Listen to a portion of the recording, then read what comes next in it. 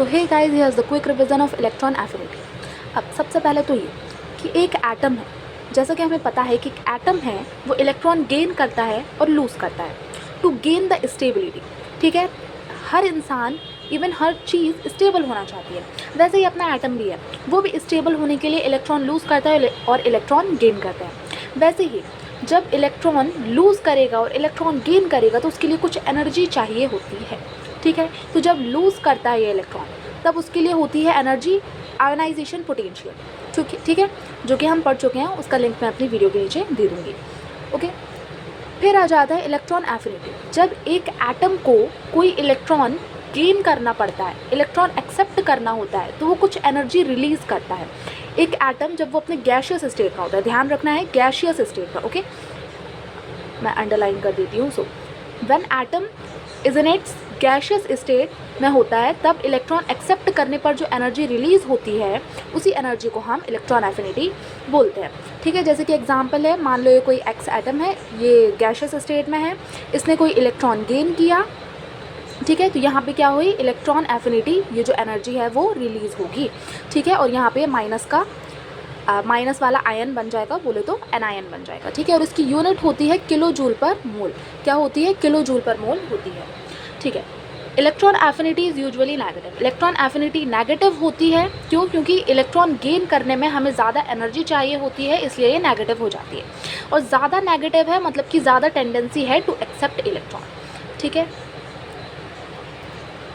Now let's talk about factor affecting electron affinity. तो सबसे पहले हम बात करेंगे एटॉमिक साइज़ की।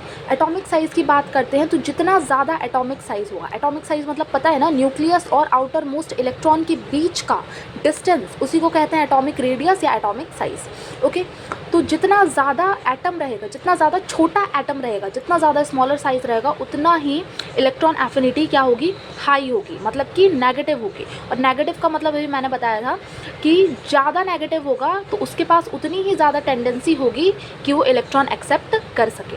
ठीक है, छोटे साइज़ का एटम है मतलब कि न्यूक्लियस और जो इनकमिंग इलेक्ट्रॉन के बीच का अट्रैक्शन है वो स्ट्रांग हो जाएगा, इसलिए ज़्यादा एनर्जी रिलीज़ होगी, इसलिए ज़्यादा ये नेगेटिव रहेगा।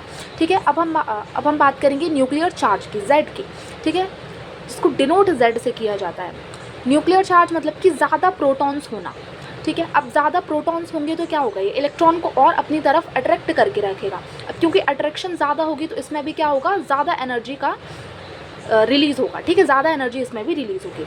अब थर्ड में बात करते हैं स्टेबिलिटी। स्टेबिलिटी मतलब कि इलेक्ट्रॉनिक कन्फिगरेशन, कि हम ये देखते हैं कि वो एटम है वो ऑलरेडी स्टेबल है, मतलब कि या तो वो हाफ फिल्ड होगा या तो फुल फिल्ड होगा।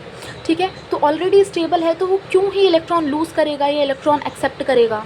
ठीक है, तो जैसे कि अब यहाँ पे तो इलेक्ट्रॉन एक्सेप्ट करना है ना, तो यहाँ पे इलेक्ट्रॉन एक्सेप्ट ईजिली नहीं होगा, इसलिए अपना इलेक्ट्रॉन एफिनिटी पॉजिटिव होगा। अगर नेगेटिव होता तो ये ईजिली एक्सेप्ट कर लेता है इलेक्ट्रॉन को, लेकिन पॉजिटिव है मतलब कि ईजिली एक्सेप्ट नहीं करेगा इलेक्ट्रॉन को।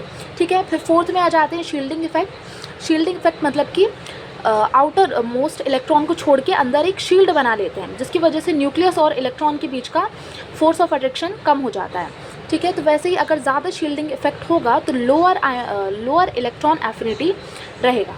ओके, फिर आ जाते हैं ट्रेंड इन पीरियोडिक टेबल देखते हैं। अक्रॉस अ पीरियोडिक टेबल देखेंगे, लेफ्ट टू राइट जाएंगे, जिसकी वजह से क्या होगा, नंबर ऑफ़ इलेक्ट्रॉन्स बढ़ते हैं।